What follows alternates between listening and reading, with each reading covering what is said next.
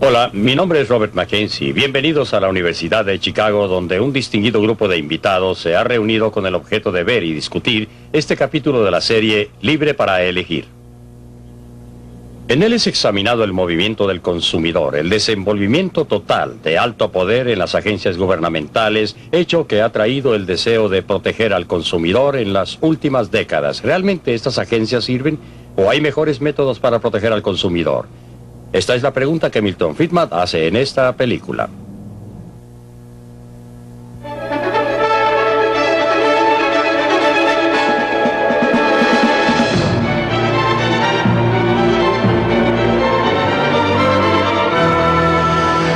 Libre para elegir.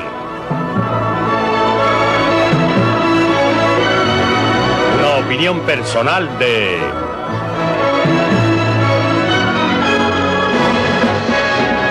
Milton Friedman.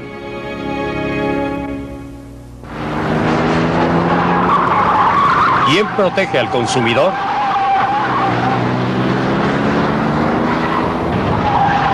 El Corvair modelo 1960, condenado por Ralph Nader como peligroso a cualquier velocidad. Desde el ataque de Nader se acepta cada vez más la idea de que hace falta que el gobierno nos proteja en el mercado. Hoy día, hay agencias por todas partes en Washington en que los burócratas deciden lo que nos conviene. Agencias para controlar los precios que pagamos, la calidad de la mercadería que compramos, la elección de los productos que se ofrecen. Nos está costando ya más de $5,000 millones al año.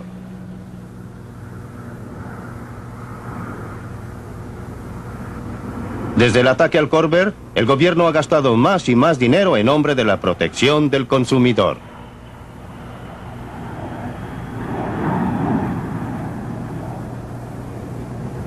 Esto no es lo que tenía en mente el tercer presidente de los Estados Unidos, Thomas Jefferson, cuyo monumento vemos aquí, cuando definió un gobierno prudente y frugal como aquel que impide que los hombres se hagan daño unos a otros y los deja libres para dirigir sus propias metas en la industria y el mejoramiento. A partir del incidente del Corvair, el gobierno de los Estados Unidos se ha ido abriendo paso cada vez más entre el comprador y el vendedor en los mercados de Norteamérica. Según Thomas Jefferson y sus estándares, lo que tenemos hoy no es un gobierno prudente y frugal, sino uno despilfarrador y entrometido. Los reglamentos federales que gobiernan nuestras vidas se encuentran en muchas partes. Encontramos uno aquí, en la Biblioteca del Congreso, en Washington, D.C. En 1936, el gobierno federal fundó el Registro Federal para registrar todos los reglamentos, audiencias y otros asuntos relacionados con las agencias de Washington. Este es el primer volumen número 1. En 1936 se necesitaron 3 volúmenes como este para registrar todas las materias. En 1937 se necesitaron 4 y después más y más y más. Al principio aumentaron lentamente pero en forma constante, tanto así que año tras año se necesitó una pila más y más grande para registrar todas las audiencias de ese año. Entonces, alrededor de 1970 hubo una verdadera explosión y una pila no fue suficiente para registrar todos los reglamentos de ese año. Se necesitaron 2 y después 3 pilas. Hasta que un día, en 1977, septiembre 28, el Registro Federal llegó a contar con no menos de 1,754 páginas. Y no son precisamente páginas chicas tampoco. Muchos de estos reglamentos salieron de este edificio. Seguridad de productos de consumo. Están ocupadas las líneas. ¿Puede esperar, por favor? Esta comisión es una de las agencias más recientes establecidas para protegernos. Resortes. ¿En qué le puedo servir? Una de sus tareas es Lo aconsejar que al lo consumidor. delató fue que uno de los que estaban ahí no se comportó en la forma debida. ¿Y qué se está haciendo respecto a lo inflamable de la vestimenta para niños? Pero su función principal es producir reglamentos y normas. Cientos y cientos. Ideados para asegurar la seguridad de los productos que ofrece el mercado. Es difícil escapar de la mano muy visible de la Comisión de Seguridad de Productos de Consumo. salvo en el caso de comestibles y artículos farmacéuticos, municiones y automóviles, que están regulados desde otras agencias. Tiene el poder para regular casi todo lo que se le venga en mente.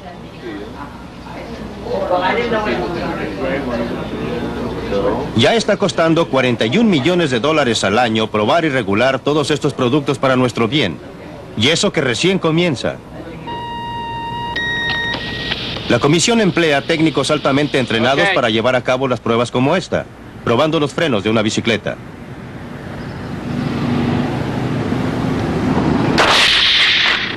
Pero el hecho es que un 80% de los accidentes en bicicleta son producto de errores humanos.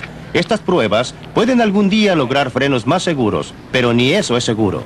Lo que sí es seguro es que los reglamentos que salen de aquí harán más caras las bicicletas y reducirán la variedad.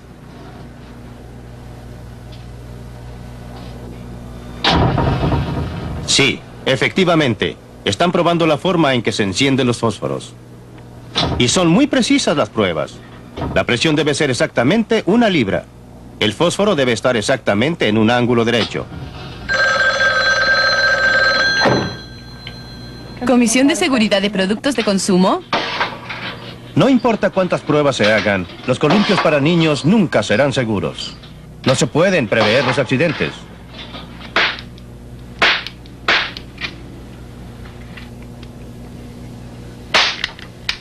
Si se intenta, se termina con unos resultados ridículos. Y aunque usted no lo crea, ocupan a personas altamente especializadas para idear reglamentos y prevenir que los rifles de juguete hagan demasiado ruido.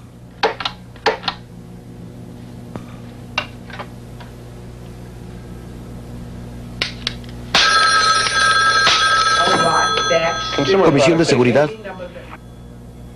La comisión, en efecto, está decidiendo lo que nos conviene. Nos están quitando la libertad para escoger.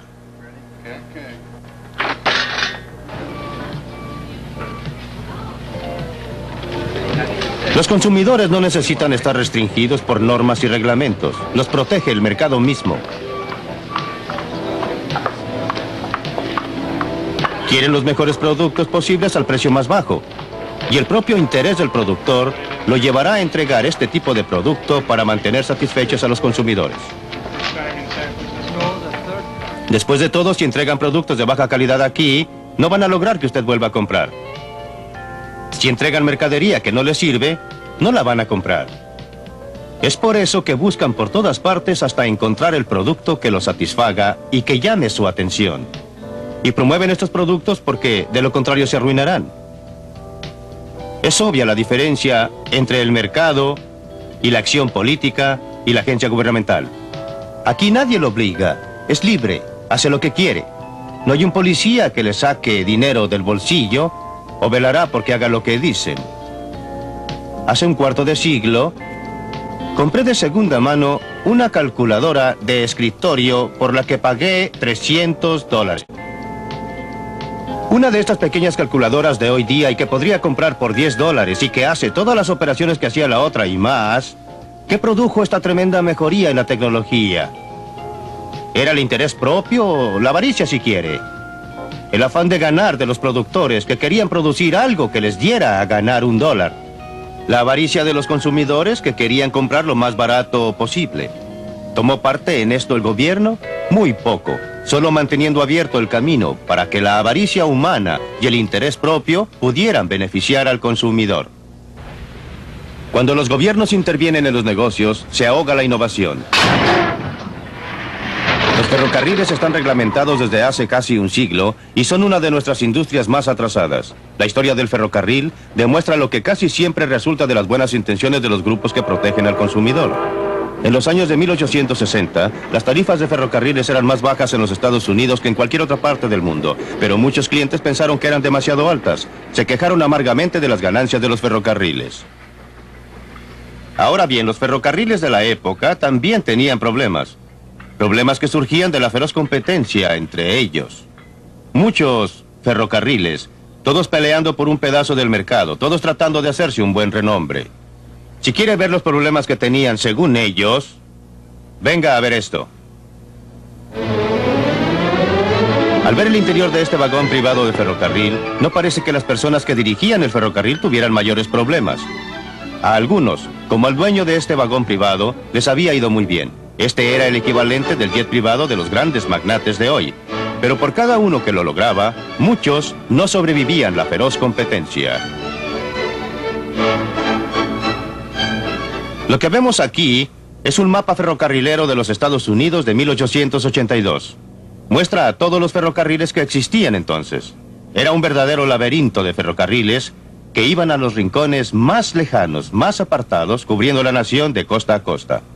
Entre puntos tan distantes como, por ejemplo, Nueva York y Chicago, había por lo menos media docena de líneas corriendo entre esos dos puntos.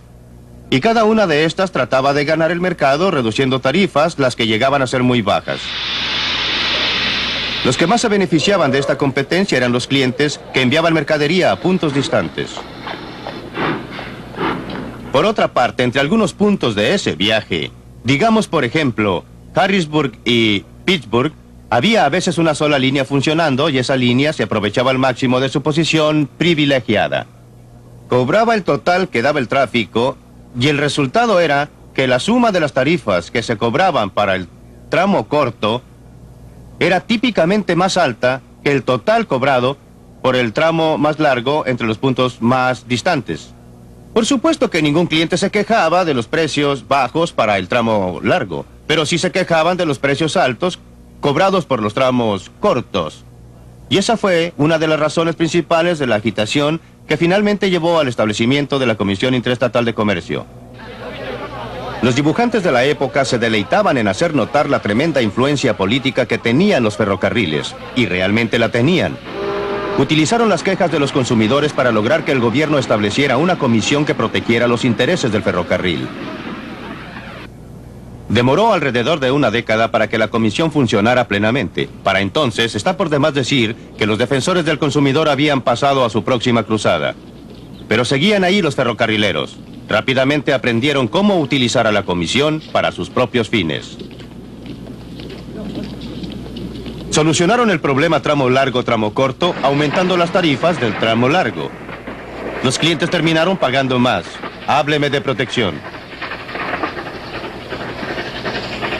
El primer comisionado fue Thomas Cooley, un abogado que había defendido los intereses de los ferrocarriles durante muchos años.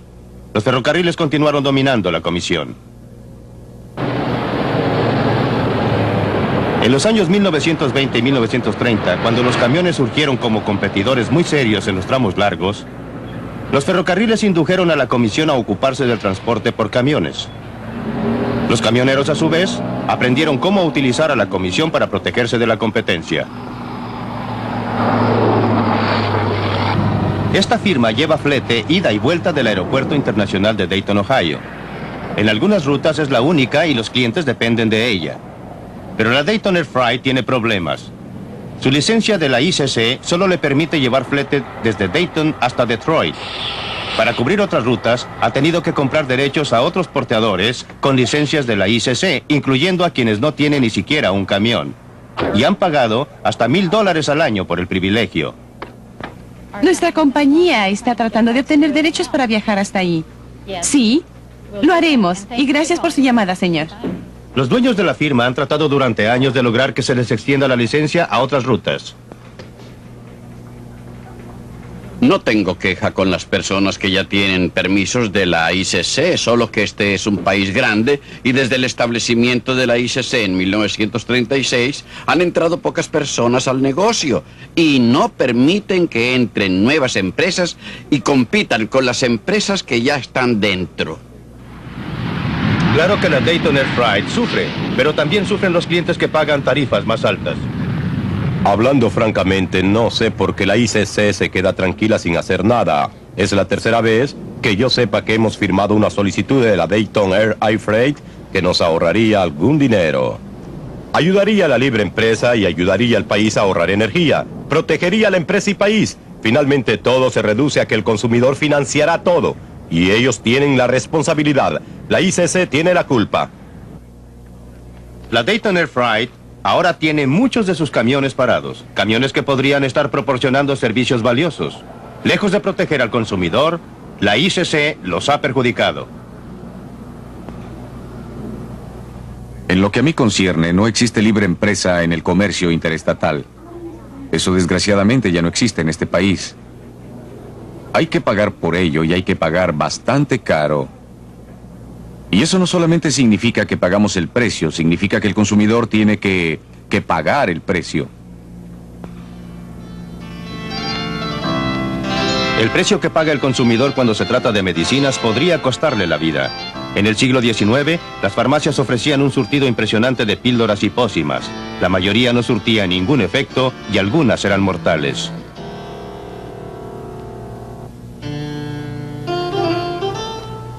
Hubo demostraciones por las drogas que producían defectos y mataban. En respuesta a la presión que ejercía el consumidor, la Administración de Alimentos y Productos Farmacéuticos logró prohibir la producción de una gran gama de remedios. Los tónicos y los elixires, con su propaganda exagerada, desaparecieron del mercado. En 1962, las enmiendas Kefauver le dieron a la FDA el poder para controlar toda la línea farmacéutica en cuanto a su efectividad y su seguridad. Hoy día, todo medicamento en el mercado en los Estados Unidos debe pasar por la FDA. Es evidente que esto nos ha protegido de algunas drogas con horribles consecuencias, como la talidomida. Y también sabemos de personas que han sido curadas por drogas modernas. De lo que no se habla mucho, sin embargo, es de las drogas beneficiosas que la FDA ha prohibido.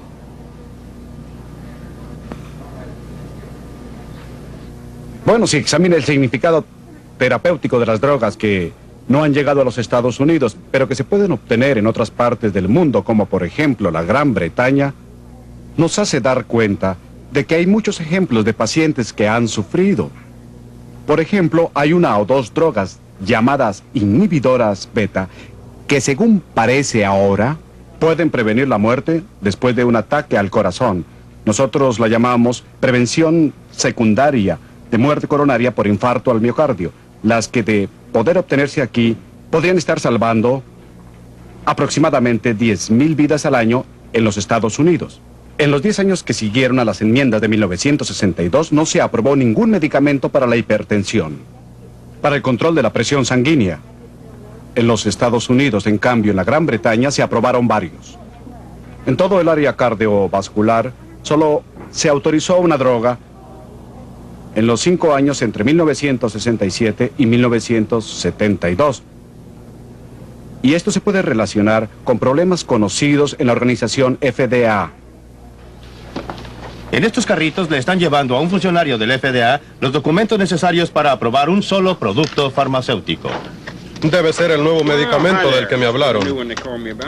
Le tomó 6 años de trabajo al laboratorio para que le aprobaran esta droga. 119 volúmenes. Bueno, muchas gracias.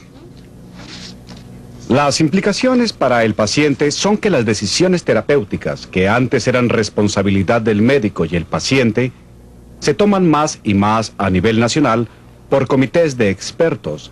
Y estos comités y la agencia que representan, la FDA, están orientados principalmente hacia la eliminación de los riesgos, por lo que hay una tendencia a tener drogas que son más seguras, pero no más efectivas.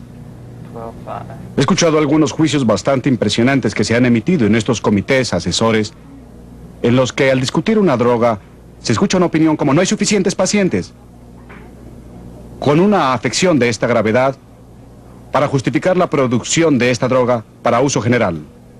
Esto está muy bien si lo que se pretende es minimizar la toxicidad de las drogas prescritas para una población masiva, pero si sucede que uno es de uno de esos pacientes no suficientes y uno tiene una enfermedad muy grave o una enfermedad muy rara, entonces es muy mala suerte.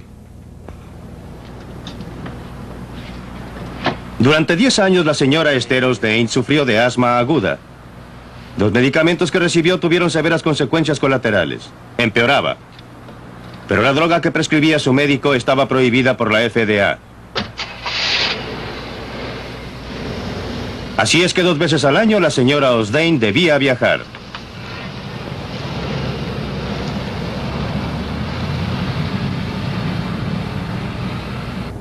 Había estado muy enferma, Me había hospitalizado varias veces y no encontraba la manera de controlar el asma y tenía que cambiar mi forma de vida cuando salía, aunque fuera por un periodo corto. Principalmente porque los derivados de la cortisona me estaban reblandeciendo los huesos e hinchando la cara y ocasionando otros cambios en mi cuerpo. Los médicos estaban bastante ansiosos por quitarme los derivados de la cortisona. La droga que su médico quería que tomara había estado en el mercado durante 5 años en Canadá.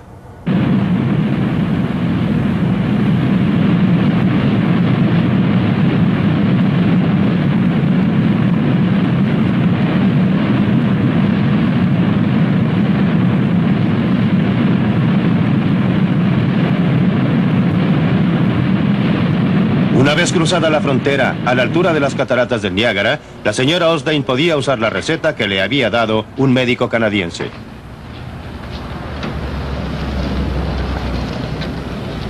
Todo lo que tenía que hacer era dirigirse a cualquier farmacia.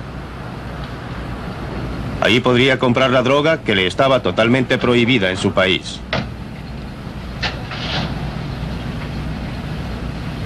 El medicamento tuvo efecto inmediato. Hizo tal cambio en mi vida, tanto porque me eliminó la falta de respiración, como porque ahora no nos teníamos que preocupar tanto por el reblandecimiento de los huesos. Afortunadamente pude obtener esa medicina. Todo volvió a ser para mí más normal y por todo eso estoy muy agradecida. Finalmente encontré alivio a mi enfermedad en Canadá. Fue fácil para la señora Osdane obviar los reglamentos de la FDA porque resulta que vive cerca de la frontera con Canadá. No todos tienen esa suerte. No es por casualidad que a pesar de las mejores intenciones la Administración de Alimentos y Drogas opera de tal manera para prevenir la venta de nuevas y potentes y útiles drogas. Póngase en el lugar de un burócrata que trabaja allí. Supóngase que aprueba una droga que resulta ser peligrosa, talidomida. Su nombre aparecerá en la primera página de todos los diarios y tendrá serios problemas. Si por el contrario, supóngase que se equivoca y no aprueba una droga que podría haber salvado miles de vidas, ¿quién lo sabrá? Las personas cuyas vidas habían podido haber sido salvadas ya no estarán. Es difícil que sus parientes sepan que existía algo que les pudo haber salvado. ¿Algunos doctores? ¿Algunos investigadores? Ellos se molestarán, ellos sabrán. Usted o yo, si estuviéramos en la situación del burócrata, haríamos exactamente lo mismo. Nuestro propio interés nos obligaría a no tomar ningún riesgo de ninguna especie, tanto como para rechazar una buena droga y estar seguros de que nunca autorizaríamos una mala.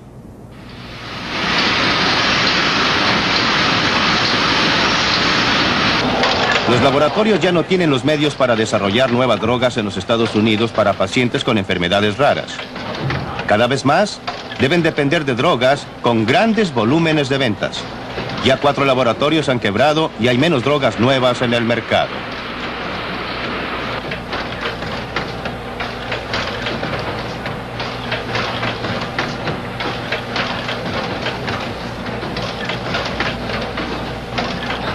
¿Y a dónde irá a parar todo esto? No aprendimos nada de la experiencia. ¿Se acuerdan de la prohibición?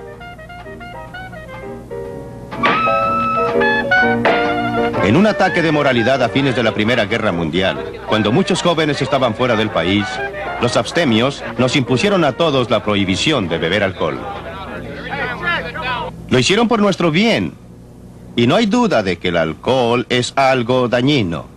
Sin duda se pierden más vidas todos los años por el alcohol y también por el cigarrillo que por todas las sustancias peligrosas que controla la FDA. ¿Pero a dónde condujo esto? Hoy día, este lugar es el bar más antiguo que hay en Chicago. Pero durante los días de la prohibición era un bar camuflado. Al Capone, Bugs Moran, muchos de los gángsters de esa época se sentaron alrededor de esta barra para planear los atracos por los que se hicieron famosos. Asesinatos, extorsión, secuestros, venta de alcohol. ¿Quiénes eran los clientes que venían aquí? Eran personas que se creían ciudadanos respetables, que nunca hubieran aprobado las actividades de Al Capone o Vox Moran y de otros. Querían una copa, pero para ello tenían que infringir la ley. La prohibición no detuvo el alcohol, pero sí convirtió a muchos ciudadanos respetuosos de la ley en todo lo contrario. Afortunadamente, todo eso pasó hace mucho tiempo, como la prohibición de los ciclamatos y el DDT. Pero no se equivoque, ya existe una especie de mercado negro de medicamentos prohibidos por la FDA. Muchos doctores se encuentran ahora en un dilema, presionados por lo que creen que es el bienestar que deben a su paciente y la obediencia estricta de la ley. Si seguimos por ese camino, no hay ninguna duda del fin. Después de todo, si está bien que el gobierno nos proteja contra el uso peligroso de rifles, escopetas y bicicletas, la lógica nos dice que se debería prohibir otra actividad mucho más peligrosa como el deporte del deltaplán, las motos y el esquí. Si el gobierno ha de protegernos contra la ingestión de sustancias peligrosas, lo lógico es que se prohíban el uso del alcohol y el tabaco. Aún las personas que administran las agencias reguladoras se horrorizan frente a esta posibilidad y miran para otro lado. En cuanto a lo demás, no queremos saber nada de ello. Que sea el gobierno el que nos informe, pero que nos deje decidir por nosotros mismos los riesgos que queremos tomar con nuestras propias vidas. Como podrá ver, para una serie de cosas tontas el gobierno empieza a dirigir nuestras vidas, formando agencias que nos dicen lo que debemos comprar y lo que no debemos comprar y lo que podemos hacer. Recuerden que comenzamos este programa con el Corvair, un automóvil que fue catalogado por Ralph Nader como inseguro a cualquier velocidad. La reacción a su cruzada fue la creación de una serie de agencias diseñadas para protegernos de nosotros mismos. Bueno, unos 10 años más tarde, una de las agencias creadas como consecuencia de ese movimiento finalmente llegó a probar el Corvair que había empezado todo el alboroto. ¿Qué cree usted que descubrieron? Durante 1 año y medio, compararon el rendimiento del Corvair con el de otros vehículos comparables y llegaron a esta conclusión. Repito textualmente, el Corvair del año 1960-63 se compara favorablemente con los demás vehículos contemporáneos que se utilizaron en las pruebas. Hoy en día, hay clubes de dueños de Corvair en todo el país. Los Corvair han llegado a ser piezas de colección. Los consumidores han pasado su veredicto sobre Ralph Nader y los reglamentos gubernamentales. Como dice Abraham Lincoln, no se les puede engañar a todos todo el tiempo. Es hora de que nos dejen de tomar el pelo. Aquellos burócratas bien intencionados que dicen protegernos porque no nos podemos proteger solos. Los hombres y las mujeres que han alimentado este movimiento han sido sinceros. Creen que nosotros, como consumidores, no somos capaces de protegernos solos, que necesitamos la ayuda de un gobierno sabio y benéfico. Pero como pasa a menudo, los resultados han sido muy distintos de las intenciones. No solo han sido nuestros bolsillos robados de miles de millones de dólares, pero estamos peor protegidos de lo que estábamos antes. Libre para elegir.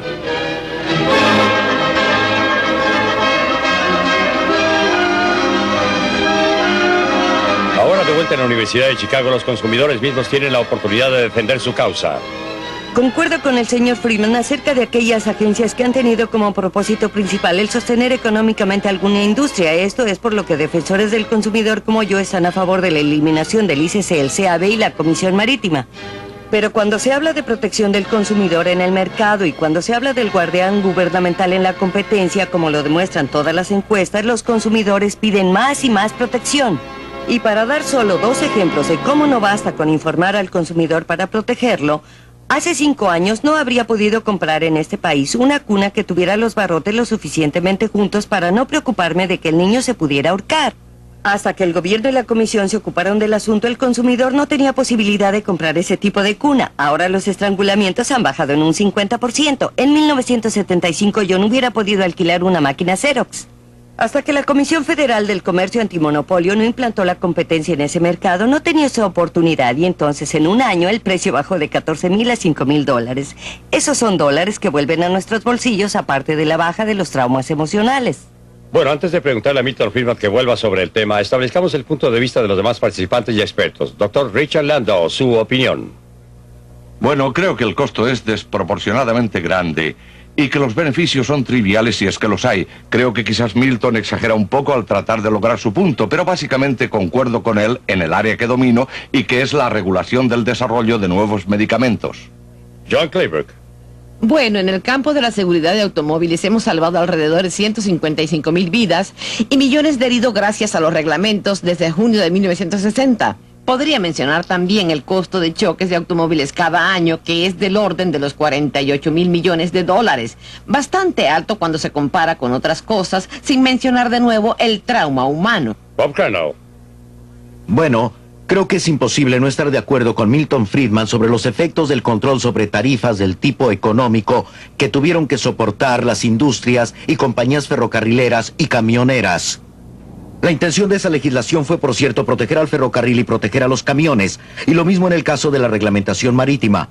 Lo que sostiene las reglamentaciones es una especie de teoría populista, según la que, mediante el gobierno, se redistribuirá la riqueza de las empresas hacia los consumidores. En realidad, no funciona así. No funciona así en la reglamentación económica y hay pocas pruebas de que funcione en ninguna reglamentación.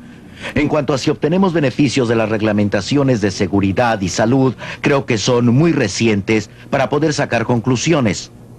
Bueno, ese es el área con la que quiero comenzar, porque ustedes recordarán que fue la primera parte de su argumento, la idea global de la acción gubernamental en la seguridad en el producto de consumo. Ahora bien, hasta ahora ha funcionado. ¿Cuál es su reacción, Kathleen O'Reilly?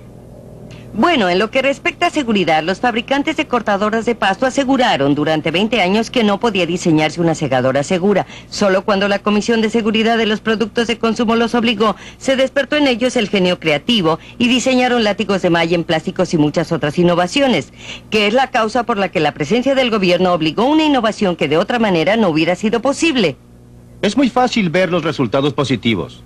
Los malos resultados son más difíciles de ver. No ha mencionado los productos que no existen, porque el costo extra impuesto por la Comisión de Seguridad de Productos de Consumo no les hubiera permitido existir. No ha mencionado el caso del problema TRIS, que es de lo que está impregnada la vestimenta no inflamable. Aquí un caso claro de un reglamento de la Comisión de Seguridad de Productos de Consumo que tuvo esencialmente el efecto de obligar a todos los fabricantes de ropa de dormir para niños a impregnar la ropa con TRIS. Eso no es cierto. 3 años, 5 años más tarde, según la reglamentación, toda clase de ropa debía ser no inflamable. Y sucede que TRIS era la sustancia química que más fácilmente lo lograba. No es cierto, pero déjeme terminar manera. con mi cuento primero, porque la segunda parte del cuento es la importante. Sucede que TRIS era carcinógeno. Y 5 años más tarde, o 3 años más tarde, no estoy seguro de cuánto exactamente, la misma agencia prohibió el uso de aquella ropa de dormir y obligó a deshacerse de ella a gran costo para todos. Bien, veamos esta historia. En 1968, cuando el Congreso pasó el acta de material inflamable, no le informaron a la Comisión cuáles sustancias químicas cumplían y cuáles no. Por eso, al comienzo, cuando la industria dijo vamos a usar TRIS, la Comisión de Seguridad, luego de las pruebas iniciales, ya tenía dudas y anunció informalmente a la industria que no iba a permitir el uso del TRIS. La industria alegó, lo vamos a llevar a la corte porque el acta solo dice que tiene efecto retardante sobre las llamas. Los del gobierno no nos van a decir cómo cumplir. Y fue la industria la que obligó a la comisión a retirarse. No estoy tratando de defender a la industria, calma. No soy proindustria, soy proconsumidor, soy como usted. No soy proindustria y por supuesto la industria hará cosas malas. El asunto a dilucidar es qué mecanismo es más efectivo para proteger los intereses de los consumidores. Las fuerzas que están dispersas del mercado. Tome el caso de la vestimenta inflamable. Suponga que no hubiese tenido la exigencia legal. Pero ¿está usted de acuerdo con que se hicieran pruebas, que una agencia gubernamental lo sometiera a pruebas? No, de ninguna manera. Existen agencias privadas que hacen ese trabajo. Está el Estudio del Consumo y la Liga del Consumidor. Y usted habla de una gran demanda por mayor protección. Esas agencias nunca, esos organismos... Por supuesto que sí, tienen todas esas publicaciones sobre Sí, es automóviles, verdad, ¿eh? pero lo que hacen es Ajá. probar los frenos y la dirección. Nunca No. los someten a pruebas de choque. Lo No, que más claro, importa saber no. cuando se compra uno es si morirá innecesariamente en la caso razón de por las choque. que- Y no se la logra esa razón por las que información no lo porque es prueban- muy cara. Por supuesto, de todas maneras, porque es caro, porque el número de consumidores que está dispuesto a comprar ese servicio y aceptarlo es muy reducido.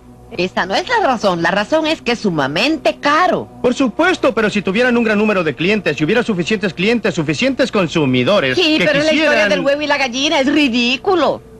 No, no es el caso del Sí, huevo y pero la si usted gallina. La cree que es situación... importante que el consumidor tenga información tecnológica, que me parece es la base y la tesis de su argumento, estoy segura que diría que una de las cosas que hace una sociedad al unirse es proveer servicios básicos, policía, servicios de tránsito, todo tipo de cosas básicas, correos y bomberos y el resto. ¿Por qué no hacer pruebas de artefactos tecnológicos que el público no tiene forma de conocer? Antes de responder, quisiera que opinaran los demás. Bob Crandall. Me parece que el profesor Friedman podría ceder un poco en esto. Es verdad que en la propagación de información se presenta el problema del que no paga el pasaje. Y uno de los problemas es que mientras usted y yo podamos valorar los resultados obtenidos por un sindicato del consumidor, no lo tenemos que financiar. Podemos mirar por encima del hombro de otro o pedir la revista prestada en la biblioteca. No iría tan lejos como para decir que el gobierno no debería estar por ningún motivo en la tarea de generar información, aun cuando me preocupan las mismas fuerzas, esta industria nefasta de la que habla la señorita O'Reilly, con su influencia sobre cómo se prepara esa información, no veo cómo podríamos protegernos. Pero me parece que es un hecho que el mercado normal no proporciona la suficiente información. Es posible, pero el mercado proporciona y también está el que viaja gratis en el sentido negativo con la información que proporciona el gobierno, porque los que no necesitan esa información la tienen que financiar de todas maneras. Milton, no entiendo muy bien su posición respecto a este punto. ¿Está usted diciendo entonces que no debiera en ningún caso el gobierno comprobar la seguridad de productos de consumo? Estoy diciendo, y conviene separar las cosas, estoy diciendo que no cabe que el gobierno le prohíba al consumidor comprar mercadería que podría ser perjudicial. En cambio, Pero ¿cómo él sabría sabe usted muy qué bien efecto que, tendría? por el momento trato de separar las cosas. Existen áreas en que el gobierno debe proteger a los ciudadanos. Por ejemplo, en el caso de los automóviles, Bueno, ¿y qué hay de los No, niños? Los niños no escogen. no. Ellos no opinan por el solo los hecho de padres andar toman en las los autos. decisiones. Analicemos. Pero si la industria las toma, Solo no se puede podemos escoger. analizar un asunto a la vez. Es un poco difícil verlo todo un tiempo. Veamos una cosa a la vez. Yo digo que no es correcto que el gobierno me obligue a protegerme a mí mismo. Ahora bien, si el gobierno tiene esa información... ¿Tiene o la obtiene? Bueno, supongamos que tiene esa información.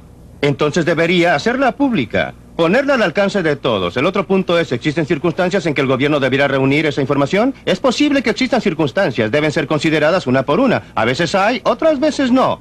Aunque ahora yo quisiera que regresáramos al área de la señora Claybrook.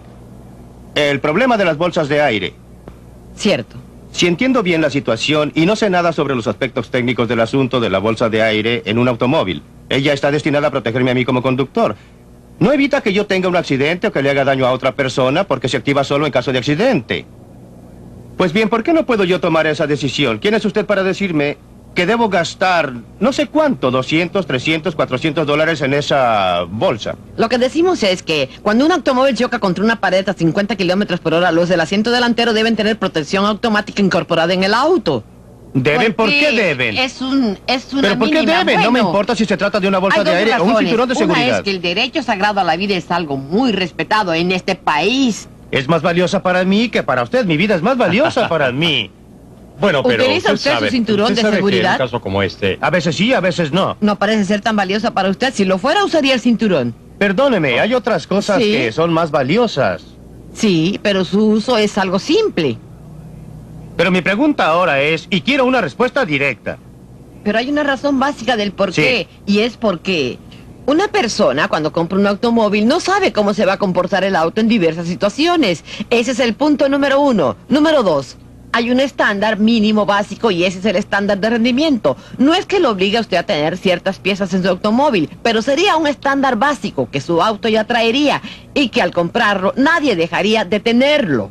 de manera de evitar heridos innecesarios en las carreteras, el costo para la sociedad, el costo para el individuo y los traumas para sus familias. Usted sugiere teóricamente que es mucho mejor que la gente salga y se mate, aun cuando no sepa qué es lo que le va a pasar cuando choquen. Usted está evitando el punto principal. Si usted tiene esa información, désela. El punto en discusión no es el de proporcionar la información o no. El punto es, ¿qué derecho tiene usted de obligar a alguien a gastar dinero para proteger su propia vida? No la de otras personas, solo la de él. Y la otra pregunta que le voy a hacer es, ¿duda usted por algún momento de que prohibiendo el alcohol salvaría muchas más vidas en las carreteras que con la bolsa de aire, los cinturones de seguridad? ¿Se opone usted a la prohibición sobre la base de principios o solo porque la legislación no sería efectiva? Me opongo a la prohibición porque no creo que dé resultado. Por eso me opongo a ella. Ahora suponga que realmente resultara. Quiero llegar al asunto de los principios. ¿Sí? Suponga que estuviera convencida que realmente resultaría. Suponga que la prohibición podría resultar. ¿Estaría usted de acuerdo con ella? No, estoy en favor de la fabricación de productos. Estoy en favor de la fabricación de productos que sirvan al público. Me fascinaron algunos de los comentarios al comienzo. Todos concuerdan con que las agencias antiguas eran malas. Pero las de hoy no las hemos podido analizar. No, los está llevando a su red. No estuvieron de acuerdo con eso. En fin, siga usted con su teoría. Cuando usted habla del principio básico es, denme la información, déjenme escoger por mí mismo. Sí, esa es la meta final. Porque en cualquiera de las audiencias a las que haya asistido, y pido a cualquiera que demuestre lo contrario, si se trata de bolsas de aire o de ese o sacarina o lo que sea, nunca están las víctimas. Tampoco los que perdieron un brazo por culpa de una segadora. Nunca comparecen para decir, gracias a Dios que me dieron el derecho de llegar a ser lisiado. Nunca se escucha a una víctima dar gracias al gobierno por haberle dado la opción. Nunca se ha oído a la víctima agradecer al Departamento de Justicia por no enjuiciarla. Le prometí que usted podría hacer una observación sobre ese punto. Bueno, cuando se usó el DES para retener los embarazos hace 25 y 30 años... había cero evidencia de que causaría cáncer en la gente, menos en los niños de las mujeres embarazadas. Está ignorando los estudios de 1941. No hubo investigación en 1941. Esta es mi área de conocimiento. Soy endocrinólogo. No hubo nada. Bueno, hay una cantidad. No sigamos por ese camino.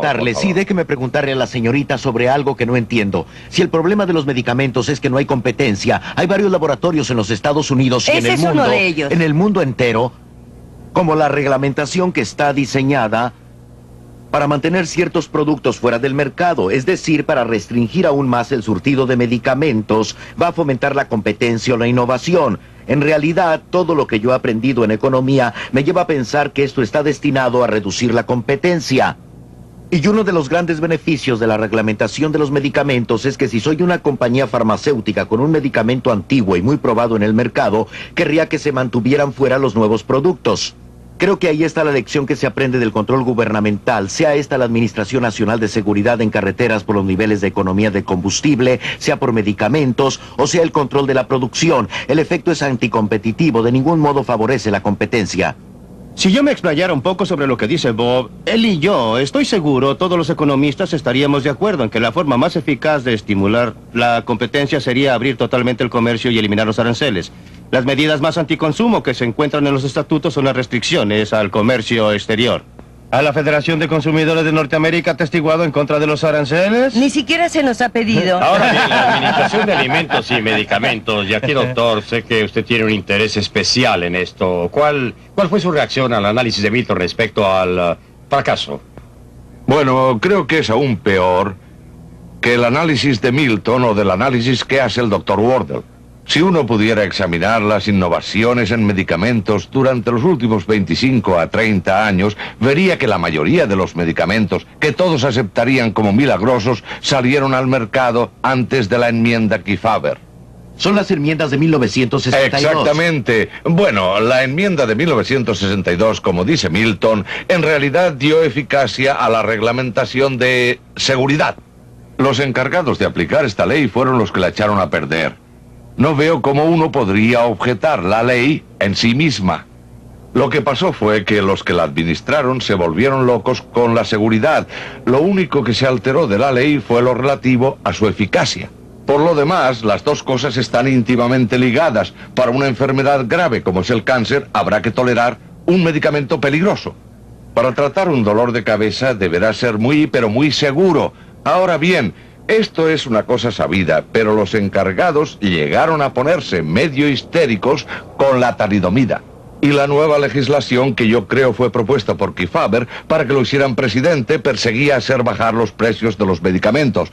Pero la reglamentación no ha logrado más que obstruir. Hoy, en vez de que las 3/4 partes de los medicamentos consumidos en el país sean desarrollados aquí, lo es solo 1/4 parte, el resto proviene de fuera.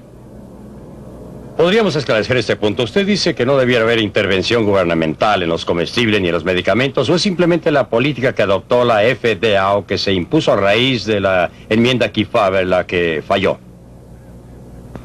Creo que es necesario tener ciertas pautas y es posible establecer pautas basadas en la enmienda Kefauver, quitándoles la responsabilidad de la toma de decisiones a los burócratas de la Administración de Alimentos y Medicamentos. Usted dirá cómo. Yo diría que dándoselo a consejos de expertos imparciales para que tomen las decisiones. Milton, ¿está de acuerdo con eso? No, no lo estoy. ¿Puedo hacer un comentario? Porque nunca he visto... ¿Ha visto usted alguna vez a un gato que ladre? No, realmente no. Pues bien, las agencias gubernamentales y las leyes gubernamentales siguen sus propias leyes, de la misma manera que la naturaleza determina que los gatos no ladren. Las leyes de la ciencia social dicen que cuando se le da poder a una agencia para que aplique normas, ese poder va a ser usado. Quisiera pasar a la tercera área elegida por Milton, la Comisión de Comercio Interestatal como ejemplo. Ahora bien, esto está más cerca de su campo de acción, Robert. ¿Cuál es su reacción frente al análisis que hace y qué cree que debiera hacerse al respecto? Bueno, creo que no logrará mucha reacción de parte de... No creo que haya alguien en esta reunión que no se preocupe por los beneficios o los costos que significa la reglamentación del transporte. El único grupo favorable a que continúe la reglamentación que encontrará será la Asociación Americana de Transporte Camionero. Y ni siquiera ellos son convincentes respecto a los beneficios o consecuentes con lo que dijeron ayer. No hay una buena razón que justifique continuar con esta reglamentación. Quizá dure más tiempo que la reglamentación de las líneas aéreas, porque el número de personas a quienes esa reglamentación ayuda a enriquecer, es decir, a los que manejan los camiones, los que tienen un permiso para operar, para transportar libros empastados entre Peoria y Springfield, Illinois, o algo por el estilo, esas personas son muchas. Y va a ser difícil hacer algo para... ¿La naturaleza de la reglamentación y de la intervención gubernamental o es simplemente un ejemplo de donde se ha actuado muy mal y contrariamente al interés del público? Eso prueba mucho respecto a reglamentación gubernamental y no son diferentes, creo yo, tratándose del campo de la salud y la seguridad. Déjeme informarle de un área de reglamentación muy importante para la salud y la seguridad, en lo que creo incluso Milton Friedman estaría de acuerdo en cierto modo, y es la reglamentación en el control de la polución, o por lo menos el establecimiento de normas en la propiedad que permiten reducir los niveles en que estaría la polución si no hubiera control respecto a la política del medio ambiente. En el Congreso, los que más están a favor de esa política provienen de la parte noroeste de los Estados Unidos. Y los menos, aquellos con más bajo promedio de votos en el Congreso, vienen del suroeste y de Alaska.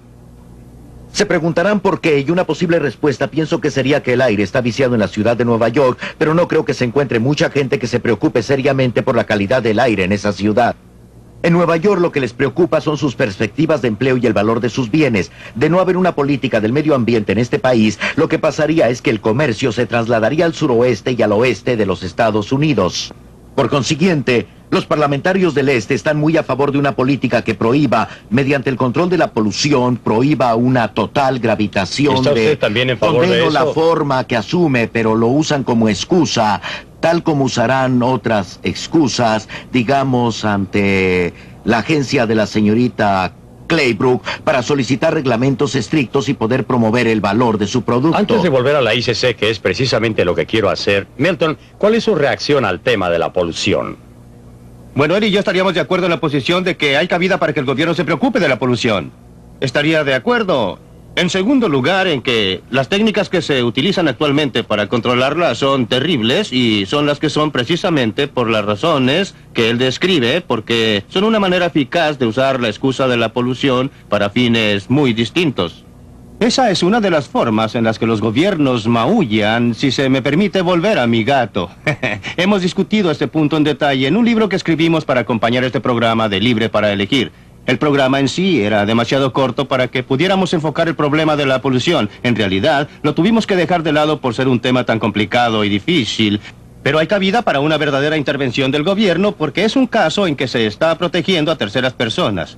En cada uno de los casos válidos, en mi opinión, para que haya intervención gubernamental debe ser para proteger a terceros. Hay razón para usar frenos porque se protege a terceras personas. Ese es un asunto totalmente diferente. En mi opinión, no hay razón para imponer el uso de una bolsa de aire, pero sí la hay para usar los frenos. ¿Acepta usted? No, ya que si sufriera heridas por el no uso de un elemento pasivo, en cierta medida me vería obligada a pagar parte de sus gastos médicos y de su prima de seguro. Por eso, solo para la isla de Gilligan, donde hay de 6 a 9 personas sin que interactúen, para esa pequeña sociedad tiene validez su distinción. Calma. En el caso del alcohol, cuando se enferma a causa del alcoholismo, ¿quién paga? Se ha demostrado que solo el consumo excesivo hace daño. No estoy hablando de accidentes. ¿Qué hay de la cirrosis hepática? Es una enfermedad sumamente común. Justamente por eso necesitamos... Porque es una enfermedad muy larga y muy cara. Podríamos detenernos sobre... Milton ha hecho una distinción muy interesante aquí. Uno se puede hacer daño, ha dicho, o depende de uno si quiere correr el riesgo de hacerse daño. Pero en ese caso, ¿podría usted hacer esa distinción? Permítame volver a la pregunta. Nos estaba diciendo que no debemos hacer caso porque el tipo que sufre daños físicos va a terminar en un hospital por el gobierno. No solo por el gobierno, no. Y los daños también. Conteste ese punto porque mi... Calma, déjeme separar los dos puntos en disputa porque realmente quiero llegar a esto. Porque su respuesta es muy común y contiene un elemento de validez. Lo que pasa es que cometimos dos errores. Pero no hace falta estar en un hospital del gobierno para que tenga validez. Perdóneme, espere un momento. El problema con su respuesta es que está diciendo que un mal justifica otro. Creo que deberíamos tener mucha menos intervención del gobierno incluso en estas áreas. Y no estoy dispuesto a seguir una política que implicaría decir... usted. Cualquier persona circula con un rótulo en la espalda que dice propiedad del gobierno de los Estados Unidos. No mutile, no pliegue o no corchetee. ¿Está usted en favor de la intervención del gobierno en las áreas donde, por ejemplo, los abogados y la industria óptica no permitían a sus miembros hacer publicidad? Hasta que la comisión intervino de modo que ahora los consumidores tienen la posibilidad de hacer comparaciones. Está entrando en otras áreas, pero mi respuesta es muy breve, ya que no conviene discutir esto aquí. Estoy en contra de las medidas del gobierno que permitieron a esas organizaciones tener el poder de impedir la publicidad. Pero no eran del gobierno. Ahora bien, mire, decía Bob Crandall. Bob Crandall decía que en lo que hace a la Comisión Interestatal de Comercio no hay argumentos de defensa. ¿Hay alguien que discrepa de esto o los aplastamos a todos? Esto parece ser el área donde, por lo que yo sepa, no es posible encontrar a alguien discrepando, aun cuando una de las presentaciones más efectivas de lo que andaba mal con el ICC fue hecho por uno de los grupos de Ralph Nader. Quizás usted haya estado asociado con ese grupo. Eso es lo que realmente me sorprende. En el fondo hay aquí gente como Ralph Nader y su grupo que echan una mirada al ICC. ¿Y cuál es la solución que recomienda? Más de lo mismo. Otro tipo de regulación. No. El único problema es que no era la gente adecuada quienes estaban regulando. Esto no es cierto. Esta es una exposición completamente Usted trabaja falsa. para Nader, ¿verdad? Sí, claro. Ahí está la solución del doctor Randall para el problema médico, que la regulación la haga la gente Esto adecuada. no refleja de ninguna manera la diferencia entre la ICC y la regulación en el campo de salud y seguridad. Comprende dos puntos. Uno se refiere a los aspectos económicos y los beneficios para la industria. Otro se refiere a la necesidad de proteger la vida humana. Perdóneme, puede terminar. El segundo punto se refiere a lo que usted mencionó de relaciones con terceras personas. Usted habla de frenos porque tiene efectos sobre otras personas, pero además hay otros efectos. Por ejemplo, si estas terceras personas no usan casco y los atropella con su motocicleta, usted tendrá que pagar elevadísimos daños a terceros porque ellos no tomaron las precauciones debidas en el camino público. Y surge la pregunta, ¿el camino público deberá ser usado en tal forma que pueda producir daños? Nada de lo que dos personas hacen en el mundo, nada queda aislado. Todo tiene grandes efectos sobre terceros, pero tiene que guardar las proporciones. Y lo importante es que la intervención del gobierno tiene efectos sobre terceros. Cuando el gobierno interviene en estos asuntos, lesiona a terceros, me saca dinero, me reduce mi libertad, restringe muchas actividades alrededor del mundo. Los beneficios en el campo de los automóviles llegan a ser 55,000 muertes menos. Esta es una ¿Quieres estadística decir? muy dudosa porque una vez más, cada uno de los estudios tomó en cuenta los beneficios y no el costo. Es falso que los estudios no hayan tomado en Me cuenta refiero los a costos costos en vidas humanas.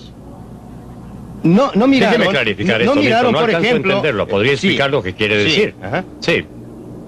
Miremos el automóvil. Haciendo subir el precio de los automóviles, aumenta el interés por mantener automóviles viejos en circulación.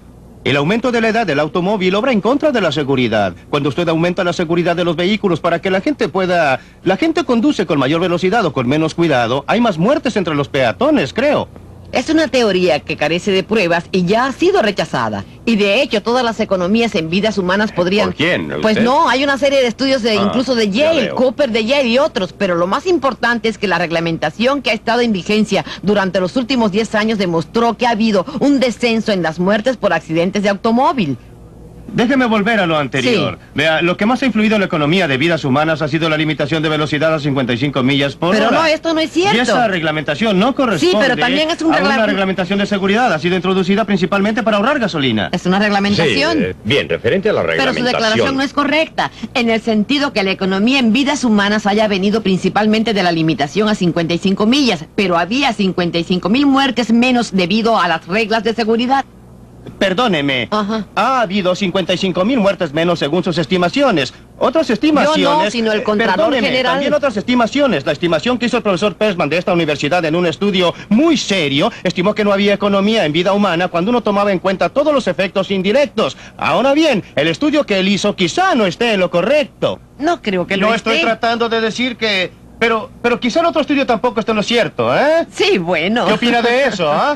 La ventaja está del lado de los consumidores. No, le ruego me perdone si la gente quiere exponer su vida y a ella. ¿Está volviendo a decir que usted no estaría en favor de una prohibición del plan Delta, eh? Preguntamos a la industria automotriz Eso es mucho más peligroso. ¿Prohibió acaso el autódromo de las 500 millas de Indianápolis? Preguntamos a la industria automotriz cuánto se ahorraría si eliminaran las normas de seguridad introducidas en 1968 y la respuesta fue esta: no podríamos quitarlas, el público ya se acostumbró al parabrisas laminado que no les abre el cráneo, a la columna de dirección que cede, al tablero acolchado. Esta es la norma de la sociedad, pero la reglamentación cambió la manera de pensar del público y la percepción de lo que es posible. Y así, lo que usted sugiere es que la reglamentación del gobierno solo produce cosas que el público no quiere. Pero usted no tiene ningún derecho de... todo lo que pasó en ese campo. Los frenos en las 4 ruedas fueron instituidos aún antes de la existencia de la reglamentación. Dejemos esta materia por esta semana y esperemos estar juntos en el nuevo episodio la semana que sigue.